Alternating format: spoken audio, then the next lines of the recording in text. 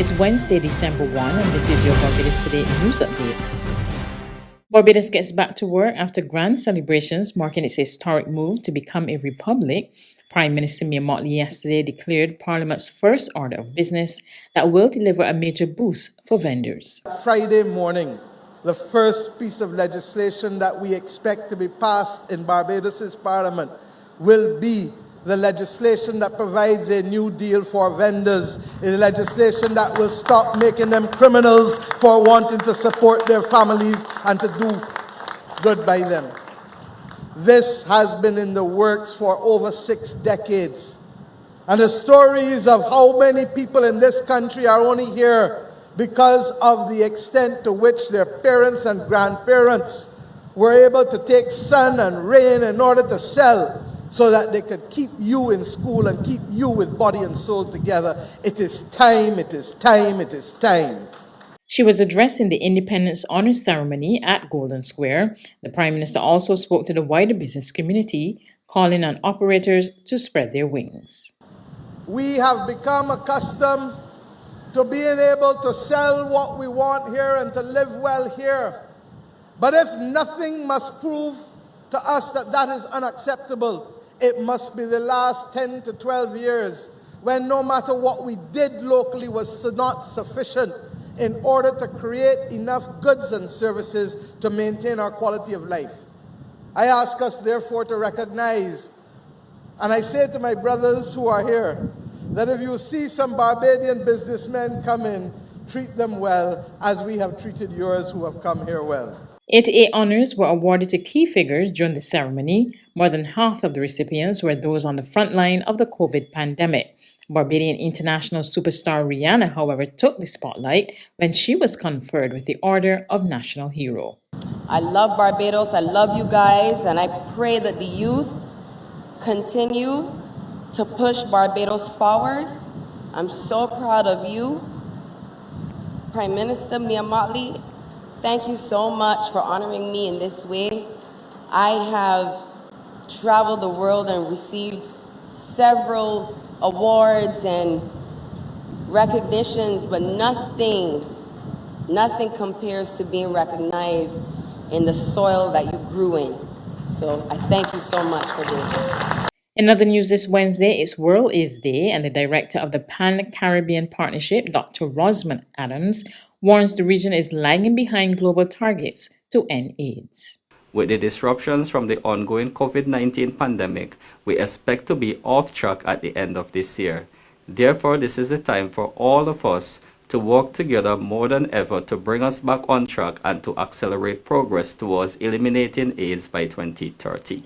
The Pan-Caribbean Partnership Against HIV and AIDS PANCAP will continue to work with national programs, civil society organizations, donor agencies, and other stakeholders to ensure a coordinated regional response that focuses not only on biomedical interventions, but also on other determinants such as stigma and discrimination, barriers to access, prevention and care services, and behavior change that require the participation of everyone, including women and adolescent girls and key populations. The National Union of Public Workers will meet today to decide on an appeal filed by former President Akani McDowell to be reinstated as a member of the union. A meeting was held last week, but there was no headway on the matter.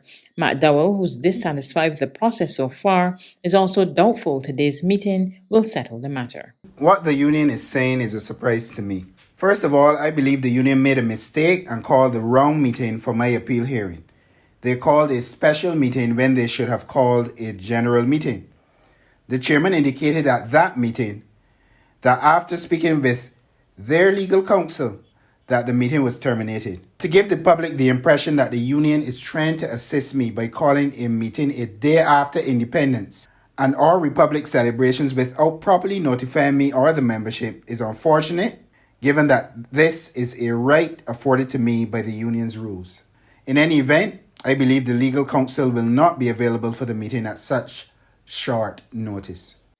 Consolidated Finance is now Ansa Mercia Bank and company officials say the move will open up new financial options to customers. Speaking as the company was officially rebranded, Managing Director Victor Boy says it's a timely move for the country and the company. I'm excited to announce the rebrand of Consolidated Finance to Answer Merchant Bank. We are taking this opportunity to evolve the brand and expand our offerings for all of our clients here in Barbados. We make it easy for you to take that first step towards joining our diverse portfolio of satisfied clients in Barbados across a wide range of financial services. There's regional and international news after this short break. I'll admit, when the COVID-19 vaccines were first introduced, I was a bit skeptical. I wondered, how did they create these vaccines so quickly? I heard so many theories and was suffocated by all the noise. But once I did my own research and began speaking to my friends in the field, I got the facts and decided to take the AstraZeneca COVID-19 vaccine. I am now proud to say that I'm fully vaccinated. I am one who believes in choice, but I also know that with each choice comes consequences. COVID-19 vaccines have been proven to provide a layer of protection against COVID-19. We have been in this situation for far too long now. It is time to get our lives back. We still need to social distance, wash our hands and mask up, but having an extra layer of protection with the COVID-19 vaccines, we should feel more happy that we're protecting ourselves, our family and friends, our colleagues and our clients. Let's roll up our sleeves and get back to living.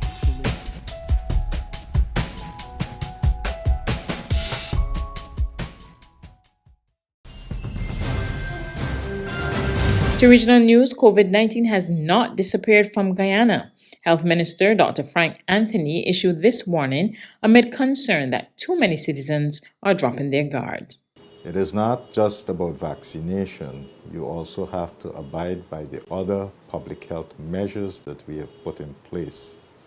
There's still too many people who believe that somehow COVID has disappeared from Guyana. They're walking around without mask. They're entering building without a mask. They don't want to keep social distancing. There are lots of overcrowding in many of the shops. People are going around to do Christmas shopping and all of that. They're crowding these places. And if you're in a very crowded indoor environment that doesn't have a lot of ventilation, the chances are if somebody is positive, they can share that virus with the persons who are around there.